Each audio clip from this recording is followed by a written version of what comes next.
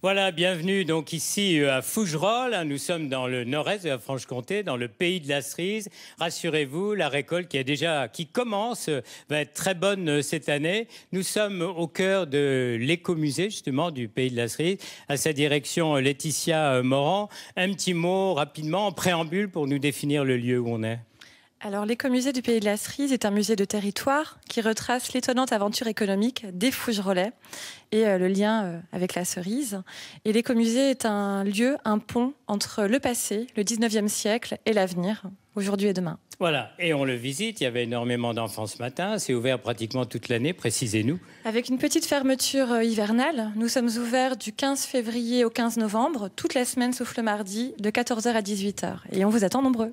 Voilà, merci beaucoup. Eh bien, je rejoins mes trois invités. Vous êtes un petit peu les profils différents que l'on peut rencontrer ici à Fougerolles, le pays de la cerise. Alors, Pascal Camus, moi je dirais que vous êtes un peu le leader, celui qui emmène, hein, parce que vous avez une grande casquette de président du syndicat de défense et de promotion du Kirsch de Fougerolles. Vous êtes également le directeur général des grandes distilleries Peureux, ici, une maison Bon Anniversaire qui fête ses 150 ans cette année, une entreprise qui vit dans cette époque actuelle, au goût du jour. On va en parler un petit peu plus tard. Mais un mot déjà sur ce pays que, dès qu'on vous appelle, vous vantez avec bonheur, le pays de la cerise, cette cerise unique qui fait du kirsch. Bonjour à tous, oui.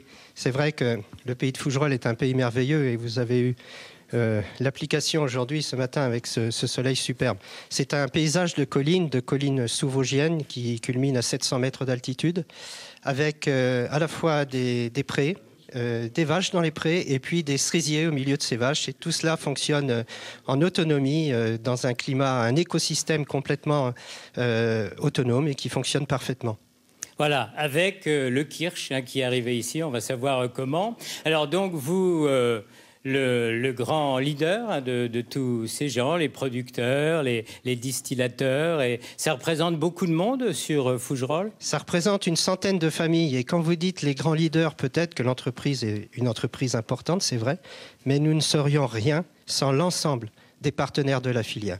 Les partenaires de la filière, c'est une centaine de familles qui sont pour la plupart des producteurs de fruits, qui peuvent être aussi producteurs de fruits et distillateurs fermiers, mais aussi des distilleries à Fougerolles qui effectivement distillent cette cerise magnifique pour en extraire le kirsch, un produit aromatique exceptionnel dont on parlera peut-être un peu plus tout à l'heure. On va en parler. Alors Roger Coulin, bonjour. Vous êtes un distillateur artisanal, hein, c'est-à-dire vous êtes plus petit. Vous êtes deux ou trois, c'est l'un des plus petits. Décrivez-nous un petit peu la saga familiale et puis la vie d'aujourd'hui. C'est une maison qui est restée familiale, tout à fait.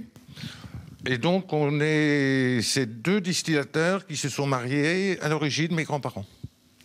Et on a 150 ans aussi passés. D'accord. On le bat de 2 ans d'à côté. Un petit mot sur votre produit, c'est le kirsch. Le kirsch, c'est nos racines. C'est normal. On y croit. Alors, Olivier Chollet, vous êtes un peu à l'image de ces paysans, distillateurs, qui ont eu une forte place ici pendant une longue période à Fougerolles. Vous avez continué. Alors, je ne sais pas si on dit bouilleur de cru ou vous êtes producteur d'eau de vie. Comment vous définir ? Donc moi je suis à la base déjà agriculteur avant tout. D'accord. Donc je fais du lait, un peu de viande et puis notamment des fruits avec l'exclusivité aussi de la cerise, c'est notre production principale. Donc je suis déjà paysan avant tout parce que les cerisiers ils sont dans des pâtures où c'est qu'on a nos vaches laitières. Ah, ça sert aux deux. Voilà, donc nos vaches elles entretiennent les vergers et on cultive la cerise avec nos vaches quoi. Alors vous distillez, vous produisez donc du kirsch que vous vendez où ? Donc on a un petit point de vente à la ferme. On a plusieurs dépôts, une petite quinzaine. Et autrement, on fait beaucoup de sorties, des foires, des marchés pour se faire connaître et avoir des retours ensuite en maison, quoi. Alors, un petit mot sur le fameux kirsch, l'origine. Je crois que ça veut dire cerise, c'est ça ? Et qu'est-ce que le kirsch, tout simplement ? Le kirsch est une eau de vie de cerise. C'est donc la transformation à 100% de la cerise sans autre adjuvant, par fermentation et par distillation. La fermentation va transformer les arômes naturels et puis le sucre naturel de la cerise en alcool. Et puis petit à petit, en reposant comme cela, lentement, doucement, des arômes complémentaires vont se créer. Et puis la distillation va intervenir. Et la distillation va nous permettre les éléments aromatiques, bien sûr, l'alcool, mais surtout ce que l'on recherche, les arômes.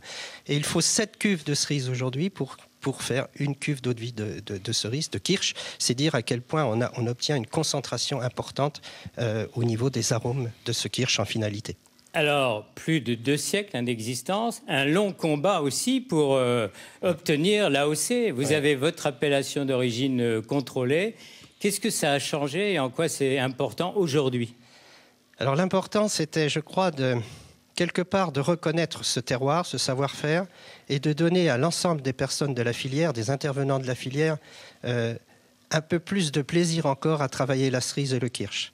L'important, c'est aussi, quelque part, d'avoir un support de communication, et pour le consommateur final, d'avoir une crédibilité plus forte encore avec un produit qui a une reconnaissance qui a été difficilement gagnée.